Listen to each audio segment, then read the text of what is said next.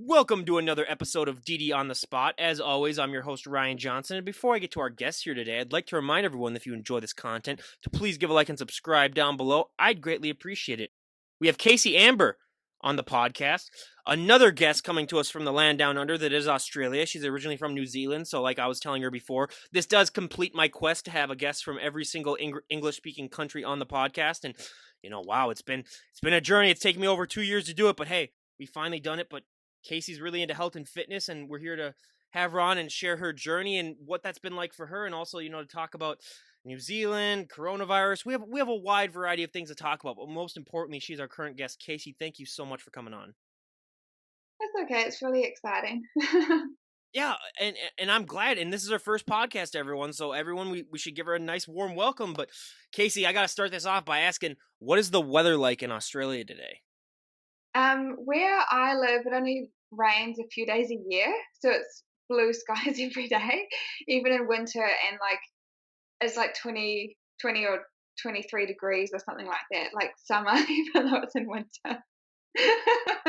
So, yeah, it's not that's not that's I mean, I live in Minnesota and this is the summer, so and again, everyone, she does degrees in Celsius. Oh, okay. Yeah, it's so nice. Oh God. Yeah, you can like tan in this weather. You can tan in the winter in Australia. Oh, that's great. That's great to know. Yeah. Well, as here it's like negative 40 degrees Fahrenheit in winter. Yeah, that's real great that we can just go to Australia and see. But I mean, yeah, Australia. Yeah, that's definitely a nice place to be. But before we depress everyone with that, because I mean, yeah, I mean that's just even depressing me. Why don't you give us your backstory and what really inspired and motivated you to get in shape and how that led to where you're at right now?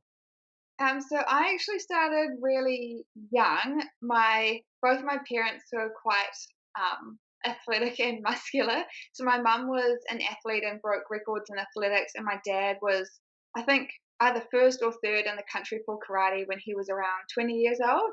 So when I was 5, I got started in sports. My mum put me in ballet and tap dancing and athletics, I believe, from age 5 or 6, and then definitely like doing the ballet on your toes all the time definitely helps with like your whole posture, and definitely helped with the like muscles in my legs, and definitely running at the athletics as well. And then as I got older, I did more and more sport, which I'm very grateful for. I started jazz and hip hop dancing, and sometimes did horse riding, like a year of gymnastics, 2 years of rugby, a few years of netball, and yeah, it was like really all over the place. But the number one thing, I was really good at 100-meter sprints up until age like 14 or 15 is when I stopped, only because I was a little bit short compared to everyone else. So their hips were like up to my chest basically. And then I started working when I was 16, so then stopped everything, and then would try to go to the gym or just go for runs, but didn't really know what I was doing. And then it was only, I think, about 3 years ago, I got my first weights program. And because I already had a muscular physique, I was like, no, I don't want to look like a man. It's going to be disgusting. And I was like really scared of it. And then it took like over a few months, but like within weeks, I noticed a difference straight away. But because you've got more muscle density in your body, your metabolism's way faster. So like my face got skinnier, my cheeks and my arms all slimmed down, and then just got like really lean, and like weights just changed my life forever. So I only work out. I do like, yeah, probably 3 or 4 days working out a week. And when I was in New Zealand, I would do a HIIT class or a boxing class a week. And then in the weekend, I'd do like dancing if I was going clubbing or something, because I know a lot of DJs. And then if I didn't go out, then I would go for a hike. So it was always just like trying to be active and just really use that as like a stress release and a place to like get rid of all my emotions and stuff. So just take it out on the gym. Well, I got to ask before we talk about anything else. What is netball? I've never heard of that before. Really? Yeah. It's kind of, I guess you could say it's similar to like basketball, but it's got like different rules, and it's more of like a girls' version. Oh, okay. Yeah. I've never That's probably one of those games that, I'd be flipping through the Olympics and it would be on and I'd be like, "Oh, wow, this is fascinating to watch." But yeah, I have never heard of netball. But so you had to stop sports at 16. Man, that is rough because over here, I mean, you don't stop sports really until you probably either go to college and you don't have to. What was that like having to give them up at sort of a younger age than, you'd think that people would have to give up sports? Um, I never thought of it like that because I left home at 16, so I've been supporting myself since that age. So then I started working in like a fast food restaurant. It's called Burger King over there. So I just had to like support myself, and I was still at school, but that was just for like any money for I was saving for a car and stuff all by myself. And then at age 17, I went to university down like away hours away from all of my family. So I just didn't really have a choice. So I just thought of it as like the next chapter of my life. Yeah. Jeez, you are a young bloomer. So I was a summer birthday, so I did the thing where they waited an extra year to send you to school. So I didn't go to college until I was 19. So I was 18 my entire last year of high school. So that was that was fun. But yeah, so that's just really really fascinating. But when it comes to, having that extra added background, how much do you think that that helped you when you really started to take things more serious in the gym, just knowing that you had, like you said, you'd already sort of developed like your legs, or you'd already had that, that extra added background. Do you think that that really helped you when you really started to take things seriously? I think the movements feel more natural if you've had a background in sport. Like when you're moving, your body naturally works differently because you've got like the structure in your core and your back and your legs to like move in a certain way. But if you were completely new, I think it would be a lot harder and feel a lot more awkward for a longer amount of time. So since I thought about that too, but I think it's like really important for parents to get their kids involved in like at least one sport, like to keep them active during their childhood to like help their bones get stronger and like build their strength and muscles from a young age because it just helps with like the way you hold yourself and everything as well. How hard was it for you not to balloon up when working at a fast food place? Because if I ever worked at one of those, I mean, I'm sorry, but I'm eating a hamburger almost every day just because I could not stand that temptation. I actually ate it every day. But I think because I was so young, I had a really fast metabolism and I lived in a small town, so we used to walk everywhere anyway. So I'd be walking half an hour to work and walking half an hour home before I had a car. And I was, yeah, like still exercising or like taking the dogs for a walk or going for a run. So it never really affected me. It was just like one meal a day if I was working there. And like I put more like lettuce and salad on the burgers and like yeah, I wasn't like I didn't really understand nutrition. I knew it like wasn't the best, but like I was too young to really like care about that at the time. Well, and like we were talking about before, and you suffered with it as well. Is there's still so many women that have that fear that if they walk into the gym and they pick up one weight, they're going to put on 50 pounds of muscle overnight. But obviously, you overcame that fear. But how do you like to respond to that? Hearing that now, because I bet there are women that still come up to you to this day and say like, "Hey, I want to get in shape, but I'm just afraid that I'm going to get too manly." How do you like to respond to that? I think by doing weights, to me, it's far less effort because if you think of cardio, you've got to do it for so long and it's so boring, especially on the treadmill or even I go for nature walks, but if you're just walking on like a straight road for ages, not many people have time for that and it's just really boring and not challenging. So I view it as like a challenge and it's really interesting and it's awesome to get pumped up and listen to really intense music and it takes less time and you can work out less. Like sometimes most of the time I just work out like every second day or yeah, just 4 or 5 days a week. So I think it's like easier on your body because then when you're sleeping and then when I'm resting or like doing my work on my computer, I'm burning more calories than someone who doesn't do weights. So it will definitely benefit you in the end. And then it helps like shrink your body because when you lose all the fat, you actually get smaller, not bigger. So I think it's like a really nice look to have. Yeah. Oh, absolutely. And I say to that too. I mean, especially since we're not technically on lockdown anymore for the coronavirus, but we still, you can't really go out and do that much. I mean, I'm on the treadmill sometimes for like 100 minutes just walking, and I have to watch a movie. I mean, that's literally the only way that keeps me sane. And but the thing is, I've run out of movies to watch now because I've been doing it for like 2 months now. So if you're figuring doing it like 5 times a week, eventually you're gonna run out of movies to watch. So I've got to the point where I haven't walked on the treadmill for like 4 straight days now because literally I was going to walk last night, but I was really scrolling through the movies and I was like, none of these movies would be entertaining for me to like go on the trip. So I literally just didn't work out then that night. Well, I still did the weights and stuff, but for the cardio aspect, yeah. So yeah, I totally agree with you. I mean, cardio is the bane of my existence, but it's something that, if especially if you're bored, you can really get something out of it. But one thing that people don't talk about as much, I think should be talked about, is the genetic part of it, where I mean, a lot of people just say, like, oh my God, I want his arms, her abs, their back. They don't realize that you can only be the best version of yourself. I mean, you don't know how that person got to the way that they look. You don't know how they're able to maintain it. But I always say, whenever someone first gets started in the gym, they always have that one body part that really, really takes off. And they have that one body part that they just basically have to train to oblivion to get them to catch up. What were those body parts for you when you were getting started? Do you mean the body parts that had to catch up or that were already Or there? both, yeah. So like one body part that like took off the most, and then one body part that you had to train the most to get to catch up. It's all quite evenly spread because my parents both have like quite shapely legs, and because I did all the sport when I was young, like I don't have to like try. It just my legs are really muscly naturally. My arms build muscle easily though, so even though like I definitely work them out, I feel like I see results a lot quicker than everyone else. And then like the same as my core because I like will get to a lower body fat percentage easily because I've got a really good diet as well. Like my core will show, so it's all quite like evenly spread. I don't have to try really hard on any certain body part. Yeah. It's not fair, everyone. We got one of those where, yeah, you're one of probably like they're probably like 5% of our guests where they're like, yeah, everything just really seems to come smoothly. I mean, for me, it's always my legs suck. I always said I could inject pure muscle into my calves, and it wouldn't change them one bit. But one thing that people don't realize is that for this lifestyle, nutrition is like 80 to 90% of it.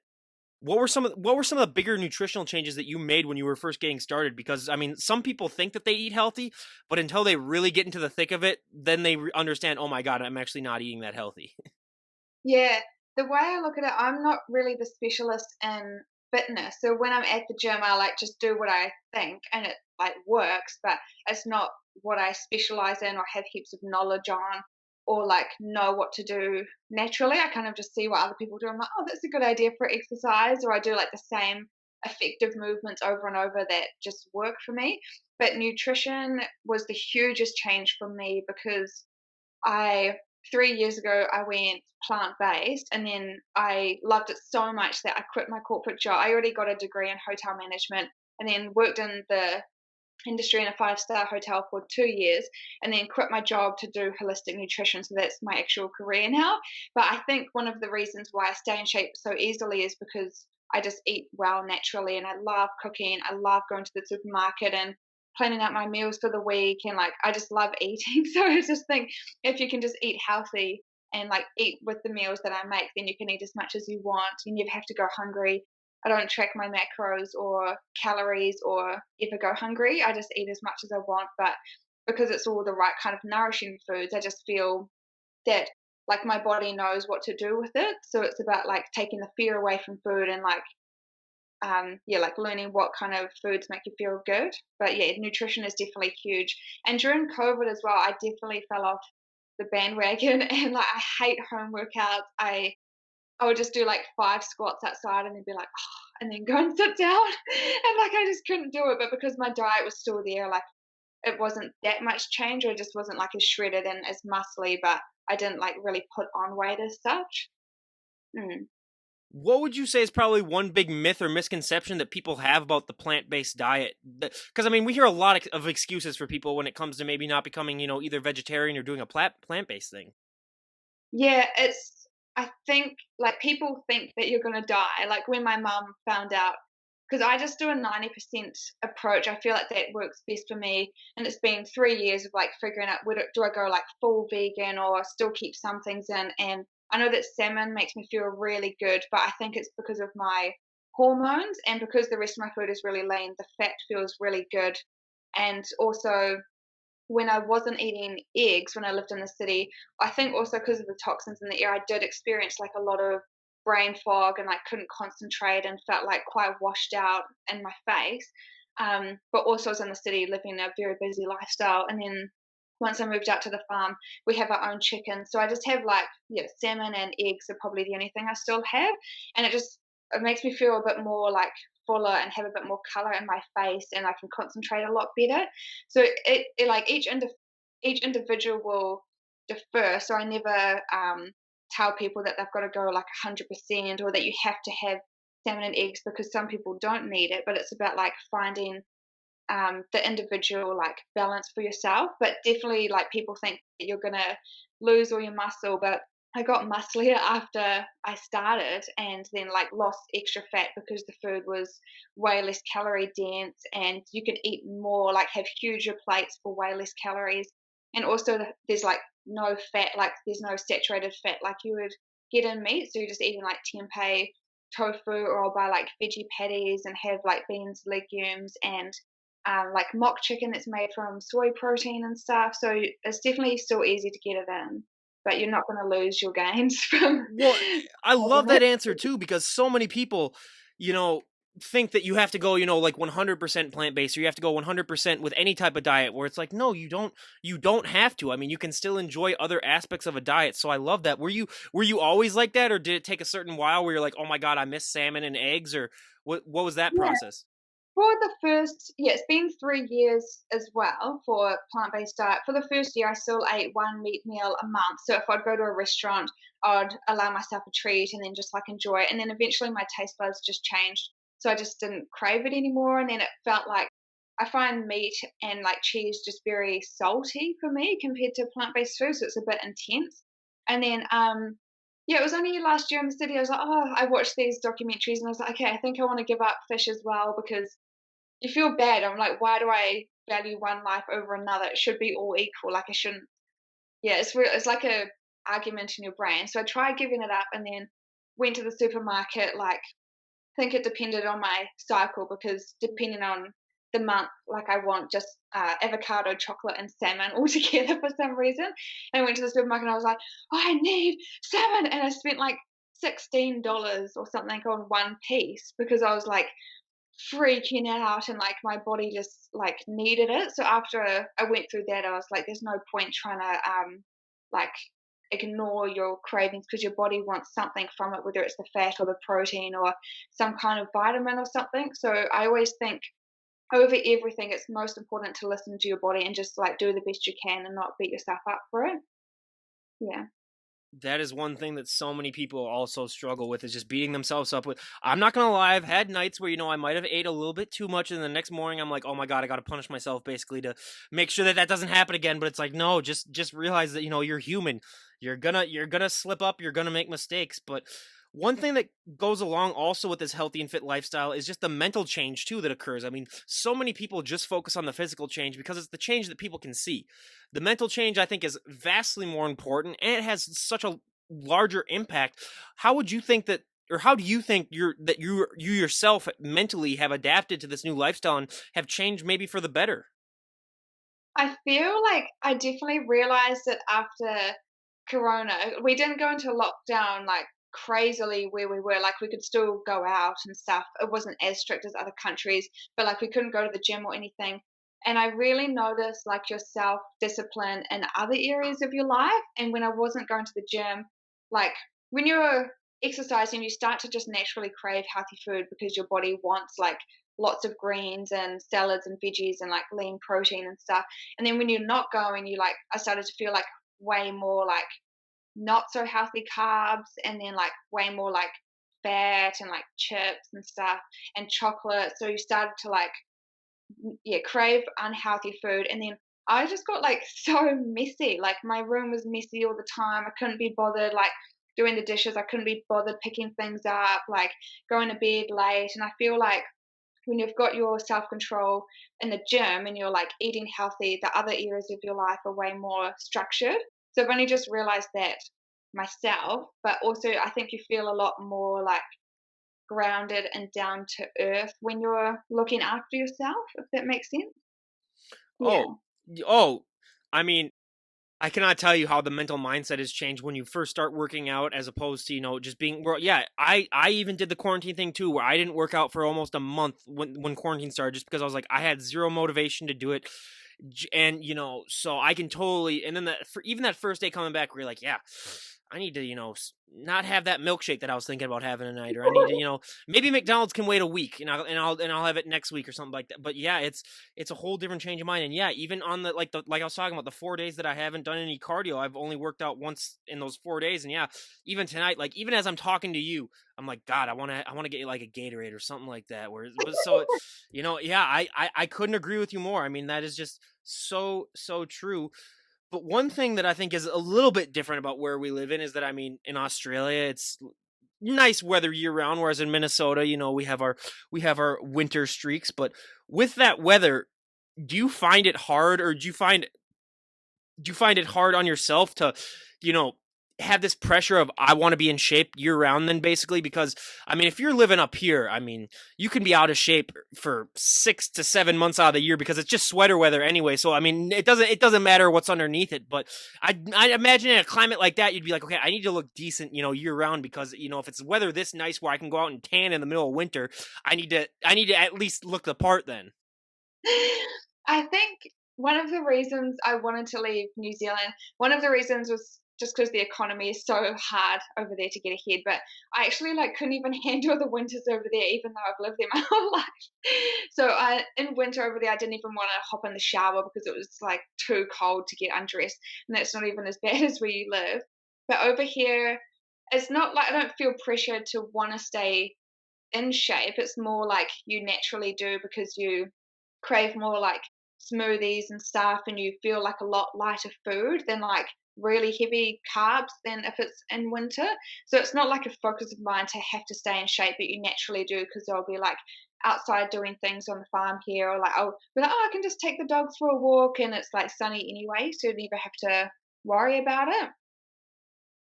So you were talking about not being able to stand the cold in New Zealand. I'll tell you a little story about the cold that we have here.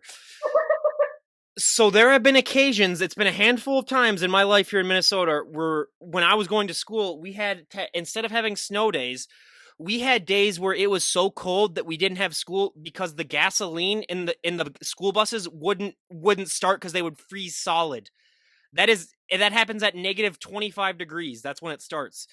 And so a couple of years ago, it was -40, and with the wind chill, it was like -66. And I had to go outside and do some work out there for my job that I was doing. And let's just say that's the weather where they even told us they're like, if you don't have any clothing on, it would take you 25 seconds, I think, to get frostbite just by being exposed out there. So yeah, it was not fun. I had like 5 layers of clothes on, and yeah, it was not a fun time. So yeah, I will take your winter over my winter any day of the year. So I'm sorry that it's too cold for you to get in and go and take a shower, but hey, it sounds great. But I do have a question, that being that you are from New Zealand, the nickname for New Zealanders, I think, is Kiwi. Where did that nickname come from? Do you know? Yeah, it's because we've got a bird over there that's like an endangered species that's called a kiwi. So it's like a little brown bird that can't fly, and it's got like a really long beak, and they're just like in all these sanctuaries and stuff, and they're trying to just save the species. But I think it's just like a native animal over there. Oh, that is interesting. Again, we learn something new every day. But one of the things that I find different, about New Zealand and Australia, I find it similar to sort of like Canada and the US, where they're fairly similar. Where I mean, if you go to Canada, it's fairly similar to the United States, and New Zealand and Australia are fairly similar. But being that you're from New Zealand, you've moved to Australia. What do you think are some differences between people from New Zealand as opposed to people from Australia? The only difference is because I moved from the city to the country. So in the city, I don't miss the concrete and the toxins and the 1.5 hours to get to work one way because I used to drive 15 hours a week when I had my corporate job. And like, oh, that was just really, really difficult. Or even to like go meet a friend for a drink in town, you've got to like leave an hour early. So I don't miss that. But the people are very innovative and business minded, and there's always something new happening, and people are very creative and like making something with their lives. But in the country, it's not necessarily because it's NZ and Aussie, but out in the country, like, where I live, there's like a few hillbillies like around here, and like people aren't very business minded or creative, and I feel out of place. And even going to the supermarket, I just wear gym clothes like 7 days a week if I can because it's comfy, and like people like look at me weird, like all these mums or like older ladies like, how dare she be walking around our town, and because I don't look like I'm from the area, and people are just, yeah, a lot more, close-knit and not so open-minded. Does your pink hair sort of give it away too? Yeah, this was only recent, only a couple of months ago. I definitely feel like it's more me than when I was blonde because it's very, like, vibrant, but yeah, it makes me stand, like, look out of place more, yeah. I was gonna say I don't imagine too many people in the countryside of Australia have hair like that, but yeah, there really are big differences between city and country too. I mean, you're talking to a guy whose dad was from a small farming town of 200 people, and now we live in a city of 80,000. So it's yeah, it's completely different. There are so many changes that go along with that. But I do have to ask. So in New Zealand, do you like have kangaroos and koala bears and stuff like that, or is that just Australia? Yeah, that's just Australia. So over here, we've got, like, the snakes and koalas, kangaroos, and all of those kind of things, and in New Zealand, like, there's nothing that can hurt you, but over here, like, you could die every day. Even going to a river, I got told we went, like, swimming at this river, and I got told, "Oh, just don't put your feet on the bottom because there's something called a stonefish, which looks like a rock, but if you stand on it, you die." I was like, "Are you serious? Like, how are all these families in the water?" And, like, people are just out there. And even there was, like, a deadly snake, like, right outside our door. I wasn't home at the time, but, my flatmates found it and had to get rid of it, but, like, if you accidentally stand on it because it looks like a stick, you can die. So it's kind of scary. So for anyone thinking about visiting either Australia or New Zealand, just imagine New Zealand is Australia without all the dangerous animals. So Yeah, that should be the better of the two choices then, in my opinion. But yeah, yeah, and there's all these spiders here, like, if you're out on the motorbike, because 'cause we've got a large property out here, and there's, like, all these trees and this huge hill going up, and, like, if you go up on the motorbike, and it's called like a golden orb spider, and they're meant to be like this big. And if you like get their web on you and the spider goes on you, like they'll bite you and you'll die. Like just there's so many dangers out yeah, I would stay isolated in my room all the time. Then I'd just be like, yep, I'm not leaving. I'm not coming out of the room. Yeah, that is horrible. Yeah, and I mean, yeah, the only things we have to worry about here are squirrels and rabbits. And if you get killed by a squirrel or a rabbit, that's your own fault. I mean, that's just evolution doing its work right there. Then if you get yourself killed through that, but so you were in Australia for the wildfires. What was that experience like during this Oh, last wildfire season? I got here just after they cleared up, because I think that was in December, and then I got here 31st of January. But you could see like where the fires came through, and like all the trees were dead. At the house I'm at, it stopped just before the house, so like people here could have died. And yeah, I asked the lady who owns the property. She said like if it came like closer, she would have just like let out all her horses out into the open so that they could run away, kind of thing. It's like really scary to think about, and like even the photos of it and stuff, it would have been terrifying. But I guess that kind of thing could just happen so easily. Like as soon as the wind picks up, it will just go like mad, because everything's so dry. It's all green out here at the moment, but it would have been terrifying at the time. Yeah, yeah. We had other Aussie guests on. And I talked about that. Yeah, yeah. It's just devastating. I mean, I've never experienced anything close to that here. We only got to worry about tornadoes and hailstorms, which we did have hail last week, where it was about the size of a golf ball. So that was a lot of fun, and it lasted for like 15 minutes. Oh, But we had that here a few months ago. I almost got hit, but, like, all these houses had, like, hail damage that are, like, the size of the palm of my hand, and they had spikes on them, so if you got hit in the head, you would have died as well. Yeah, it had, like, actual spikes coming out like that from all around the hail. I mean, I didn't think I would ever have to say this on the podcast, but just a warning for everyone out there: don't run outside if there's hand-sized hail. Just don't. Just stay inside. Just don't run outside. I mean, I don't care.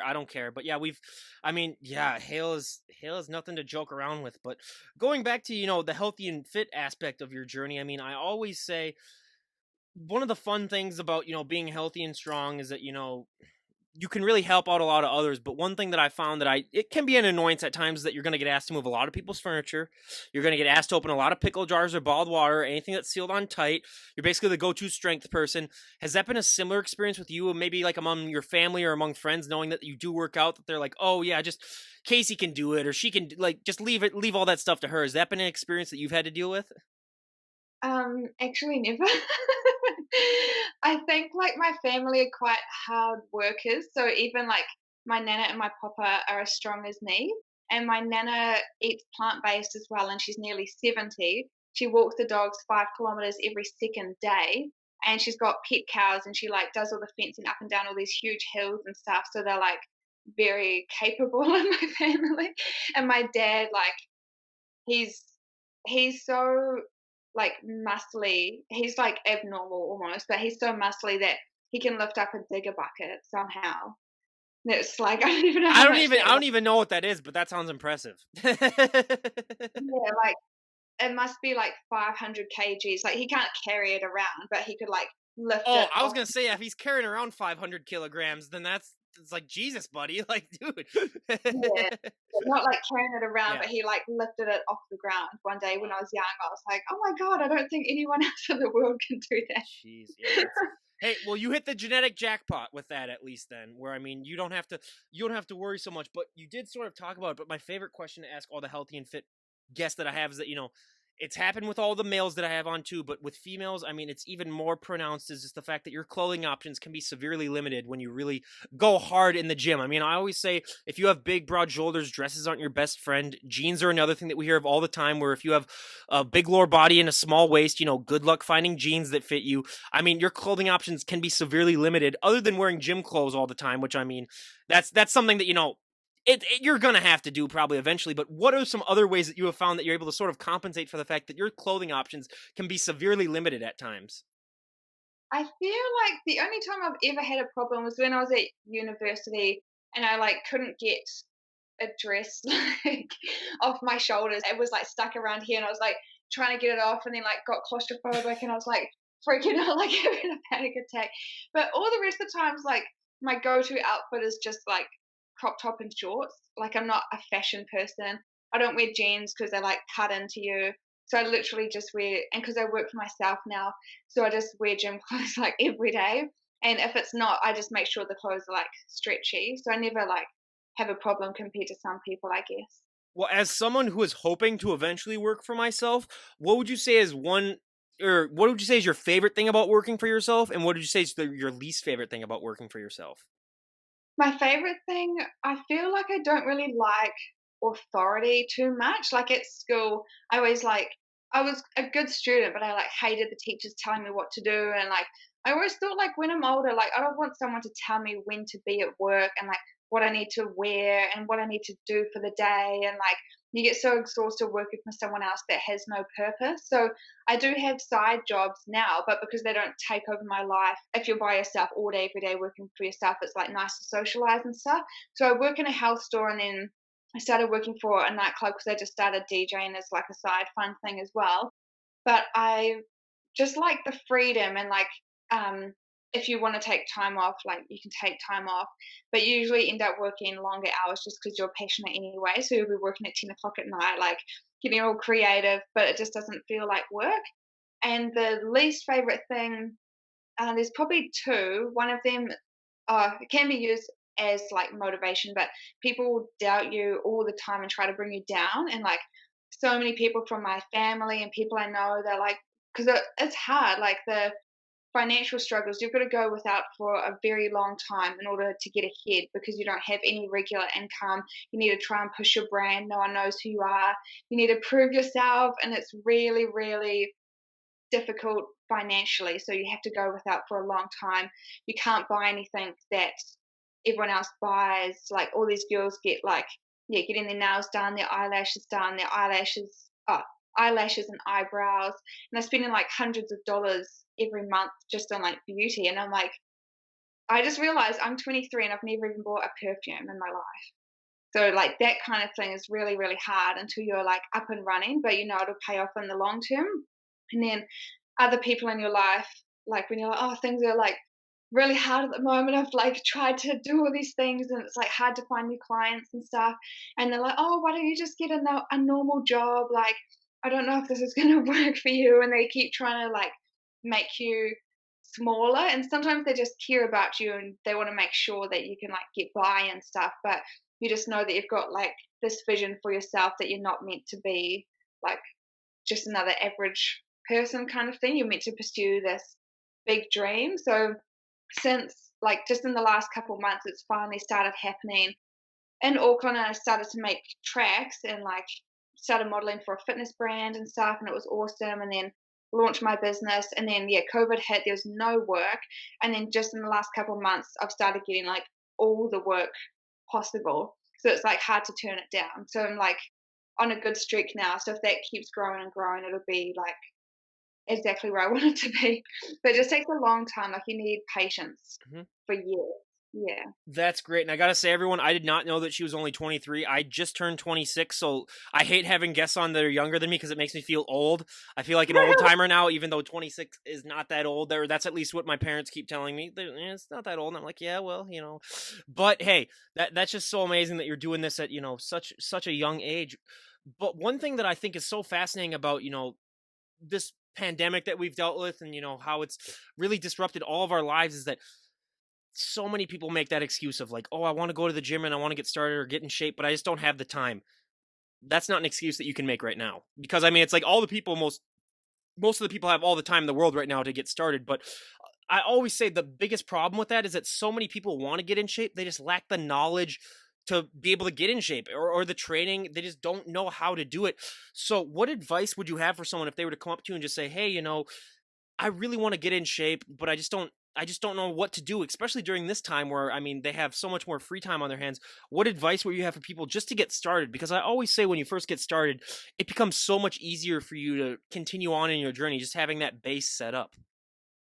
I think habits is one thing because there's other areas of my life I've been like, oh, I want to start journaling every week. And I've said that for like 4 months. And I'm like, I need to put it in my calendar for this Sunday, but I don't know what to write about or like how to go about it. And it's just like a foreign kind of thing, but I've heard good things about it. And like, I want to do more like yoga and stretching and stuff, but like, I just don't really know what to do. So I think the first thing is like put it in your calendar for like a weekly schedule if you want to do that like 3 times a week or something. Schedule it in with yourself, and then go to someone for help at the start, even if it's like a YouTube video or something. But if you're starting at the gym, definitely getting a plan from a trainer specific to your level can really help.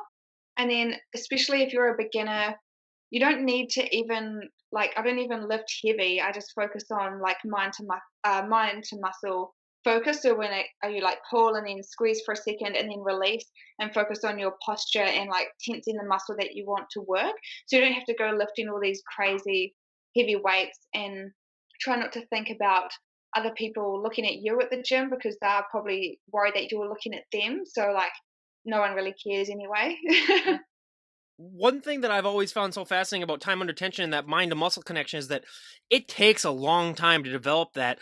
How long into your journey before you felt that you sort of developed that mind and muscle connection? Because we've had guests on here where it's taken years, and we've had guests that it's taken, maybe only like 6 months. But how long into your journey before you really started to develop that connection? I think I always thought I was doing it, but I only really started a few months ago. So it took me years because I'd be like, yeah, I'm working out so good today. But like with that lat pull down was like putting my whole weight into it, and it was like so messy. And I'm like, yeah, I'm lifting heavy years. And like it would have looked ridiculous. And I think the first time I realized that I was doing it was I'm not that good with like names of exercises, but when you have the kettlebell, and I think it's called Romanian deadlift, so you do like 3 counts down and then pull up. And I always use my legs, and then I heard someone say you got to activate your glutes. So then I was like, oh, what if I tense my glutes while I do it? And this was only a couple of months ago, and then I just felt that it works muscle differently. So yeah, it took me years to even understand that I was doing it like yeah, wasn't actually doing mind to muscle focus, even though I thought I was. Yeah.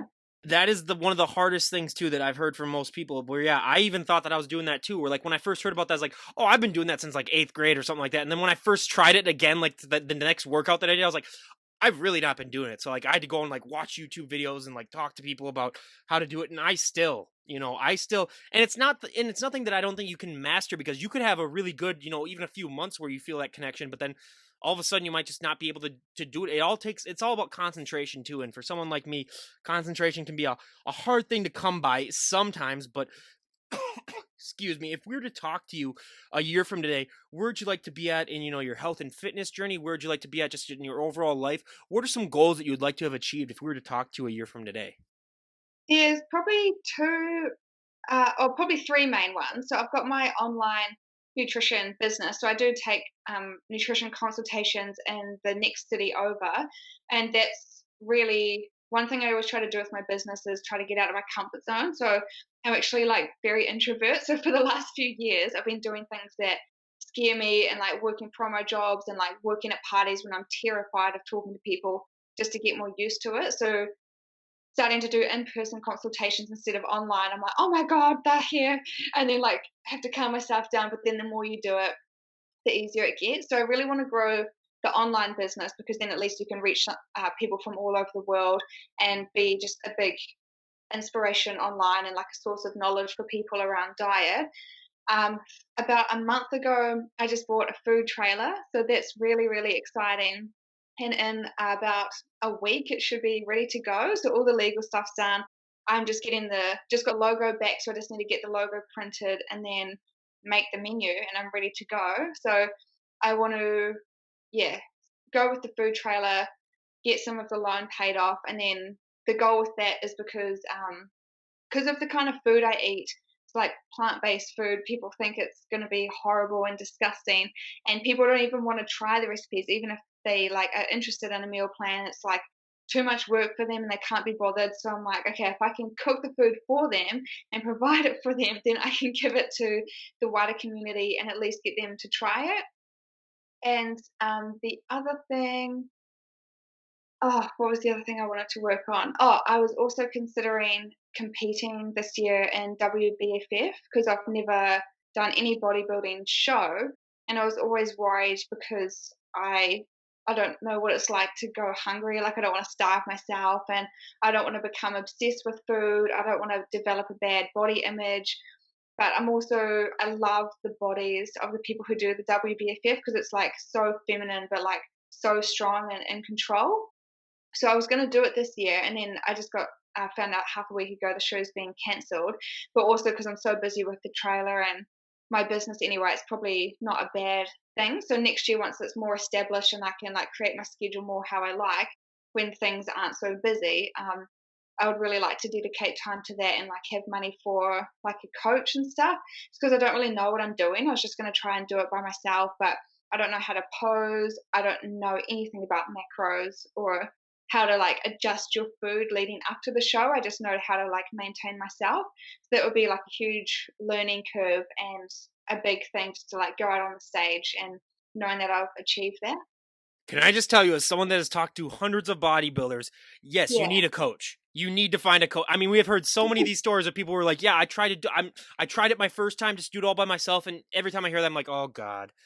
So Yeah. like not one of these again, because then every time they're like, "Oh, it just sucked." But yeah, find a coach, and yeah, also it's not fun going hungry. That's one thing that I've also heard from a lot of people too. But hey, that like you said, that end product and those and the way that they look, I mean, yeah, it is just so inspiring. But if you don't want to give it away, what is your logo or what is the title of your food cart going to be? I'm really happy with the idea I came up with because I'll show my bicep on here just so you can see, but like I've got big biceps. But instead of like dumb like vegan food that's like green that people aren't attracted to, I've called it like plant-based power, and then I've got a bicep underneath it to show that it's like strong food. So I've made the logo like a pastel pink color, and then the menu's got like all these nice green leaves. But people aren't attracted to like healthy food or like vegan food. I think it's gross, especially this is the beef capital of Australia. So these people like don't know what it is. So I wanted to, yeah, display it in a way that shows that it's going to be really powerful and like nourish you for the whole day, sustain your energy, keep you feeling full, and be like packed full of nutrients. So yeah, plant-based power is going to be called Hey, that. hey, that is a great name. And as someone for me, I was going to ask you this at the very end here. As someone for me who's just a meat lover, like I'm not gonna lie, hamburgers, I love it. Anything type of meat. What do you think is a good substitute? Like if I were to want to get started eating plant based stuff, and I just Yeah. have that craving for meat, what would you say is something that I could enjoy as a plant based that would also give me that fulfillment that I get when I eat meat? When I was in New Zealand, I didn't really eat mock meat because it was very pricey, but in Australia, it's a bit more manageable. It's only about $2 a serve. So if the rest of your food is cheap, like if you're adding beans and then some like vegetables, and it might be $5 for the whole meal, especially rice or potato or any of those like really cost effective meals. And if the portion of mock meat is only like $2 a serve, it's like not that much out of your pocket kind of thing. But I've started getting into it a lot more in Australia, and there's this one brand of mock chicken. It's the sun-fed one. That one's more pricey, but it's really, really healthy, and it's like all natural, lean protein. That one tastes really good, and you can like season it how you like. And I also just found I don't even like bacon because it's so salty, but I found a veggie bacon that tastes like the real thing, but it's like not fatty like the real thing. So I was thinking in the food trailer, I'll do like a Caesar salad and I can put in like the mock chicken and like bacon and then do like a creamy cashew dressing and stuff like that. There are those options, and there also is tempeh, which is fermented soybeans. So it's like the version before tofu, but it's way more compressed and dense. So I used to chop that up into like little strips and then just season it like chicken, and it's kind of got like a similar texture and consistency. Yeah. I'll definitely look into that because yeah, that does sound fascinating. And yeah, I'm always new to try some new stuff. But I mean, especially if you're ever over here in the States though, and you look at those portions and you're like, good God, no wonder a lot of people are fat over there. It's like Jesus. I mean, I've seen other portions from other countries, and I'm like, are these people starving? But it's hey, that's why they stay so thin all the time, I guess. Yeah, the key that I've found is to like really, I think even if I do compete, I need to figure out tactics to not be hungry because otherwise I won't make it through the day. But like really stacking your plate with lots of lean veggies so it looks like a lot, but it's really low calorie. And then the thing with mock meat versus real meat, it's just way lower in fat and equal or even higher in protein and higher in fiber. So it still like does keep you feeling full, and it's just like a healthy option that doesn't have the cholesterol and stuff in it. There's definitely like yeah ways around it.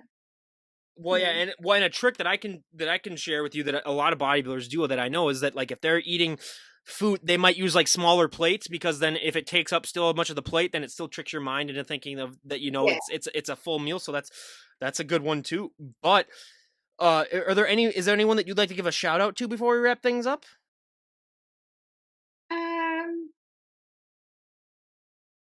Um, no one in particular, but I'd say like just that other women on Instagram who are just themselves and don't worry about what other people have to think. I think one of the people I most look up to is Lauren Simpson because she has such a big audience and she gets hate all the time and like people being really mean to her, but like that's going to happen to, and it has happened to me too, but even when those people are so mean to you, it's only because they feel bad about themselves, but she's just so focused on her business.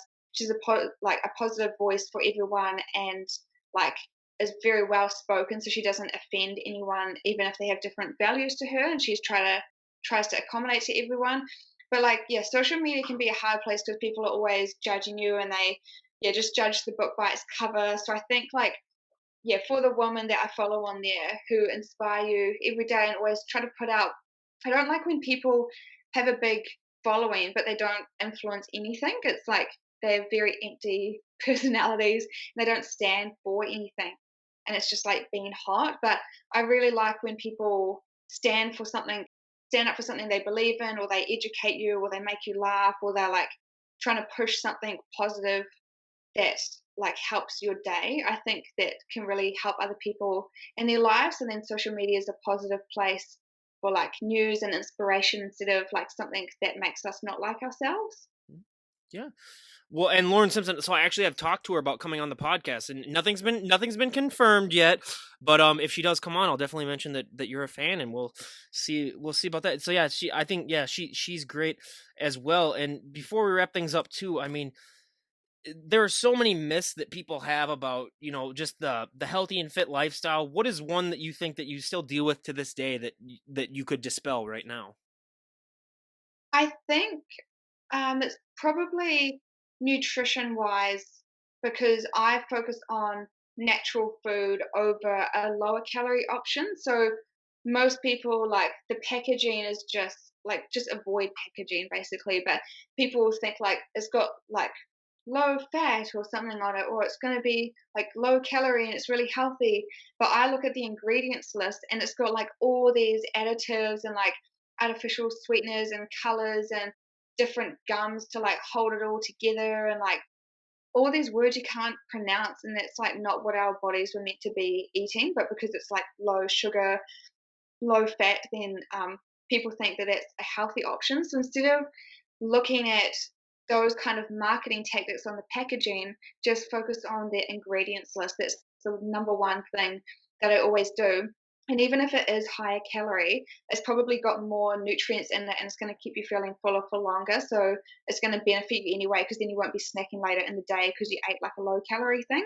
So I just opt for like the most nutritionally dense food that I can find instead of what everyone else does. But it can be confusing because we're being like, yeah, taught to eat this way from a very young age. But yeah, just try to opt for as natural food as often as possible. Yeah.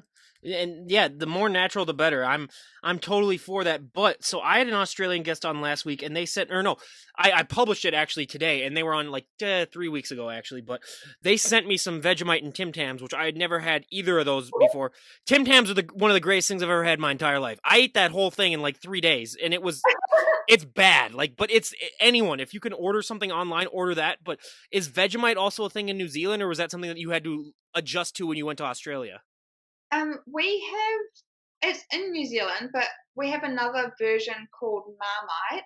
I think Vegemite is meant to be healthier for some reason, but like doesn't taste as nice. But I don't really eat those because like toast makes me feel sick because it's like a big gluggy ball in my stomach. So I have like other toppings on there. So I do like food combining with yeah, like the peanut butter, banana, and hemp seeds, or like I have like eggs from the chickens with avocado, tomato, and balsamic glaze and spinach and stuff.